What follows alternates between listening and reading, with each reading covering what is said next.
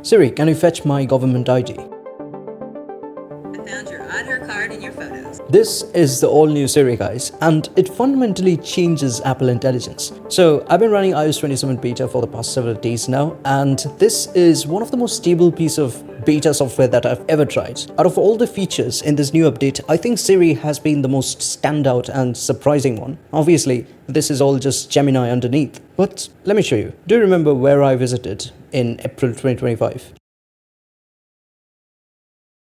That is correct. And I can also ask very specific questions. For example, can you show me the picture of the black puppy that I took during my visit to Kalimpong? So it goes through the Photos app, understands which picture I'm talking about, and returns with a reply. And it not only shows pictures, it also managed to fetch a video. Siri is more personalized than ever. It's connected across almost all Apple apps. So for example, maybe I want to search an email. Siri, what was my last email from Xiaomi? And there we have it. Now, the thing is, it is still not supported over third-party apps. So Gmail is not supported. You don't get support for WhatsApp, but I think they will be added very soon because I'm pretty sure there will be some ways Apple will be enabling developers to expose certain parts of the app to Siri. Another feature is Siri now can see what is going on the screen. So for example, I have this smartwatch over here. Obviously, it's the Apple Watch, but just an example. I can just ask, so can you help me get this watch? Oh, something's wrong. Please try again. Can you help me get the watch on my screen? You got a problem? Where can I get the watch on my screen? Sorry, there's something wrong. Sorry, something's gone wrong. Please try again. I'm having a bit of trouble. Oh, something's wrong. Okay, it's not working. But anyway, you get the drill. Now, the next obvious thing was to add Siri to camera. Now, if you remember in iOS 26, they actually had something similar, that is visual intelligence.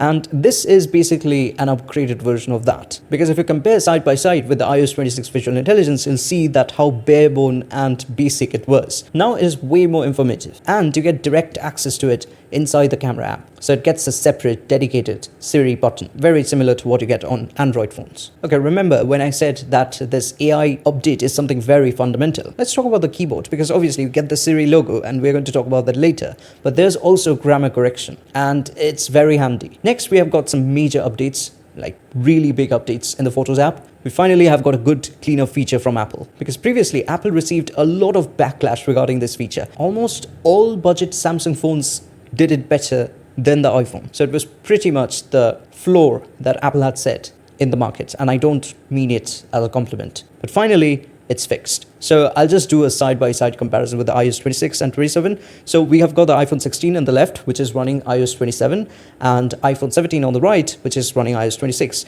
And you can see that the change is substantial. It just looks so much better, so much more natural on the new update. Other than the cleanup feature, we're also getting Extend, which, just like it says, lets you literally extend an image. Again, another feature which the Android folks have been enjoying for a long time. Well, not everyone, not ColorOS or OxygenOS users, but more or less it has been there in the market. And next we've got the reframe feature, which is pretty interesting. Now, Apple doesn't allow you to do something crazy. You can't change the perspective too much. It's very subtle. Now, the thing is, you're allowed to do it once, but if you try to do it again, Apple won't allow it. You can still bypass it by taking a screenshot, and it revealed something which I honestly did not expect. It works on any image, even if you just download something random from the internet. So I expected Apple to block it there too, but that is not the case. Now, the fill quality is definitely a little bit lower than the image, but it's very hard to notice. Apple applies some sort of processing. Even if you zoom in and try to find out the stitching area, it's just not visible. It's very well done. And in all the cases, it takes substantial amount of time. So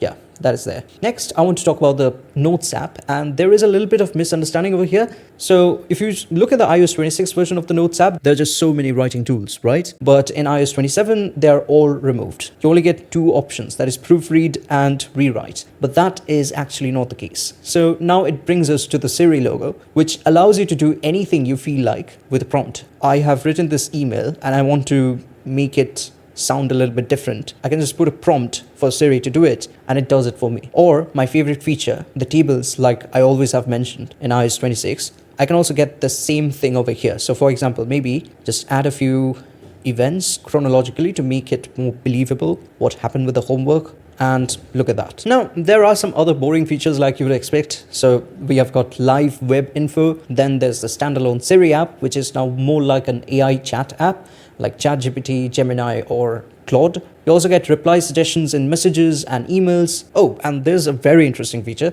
It can now update passwords on your behalf. So for example, if I open the passwords app, there we have it, unlock, and I already have some issue in security. I can click over there and there we get an option, automatically fix 7 passwords, to replace them with strong passwords. I can just click get started and here we have got 7 automatic fixes. I can just click fix, done. Finally, the image playground got a quality update. Now previously in iOS 26, the results were not really much usable except for maybe Genmoji, but now it looks way more realistic. It's significantly better. The major caveat across all of these updates is that almost nothing is on device anymore. So you need to have the internet connection on in order to get these features, else it will just show some error. That was not the case on iOS 26, which also raises a big question. Since this is no more on device, why are the updates not available on iPhone 15 and earlier? Do let me know what you think about this. Comment down below. And that is all for today. Thank you so much for watching. Do like, share and subscribe.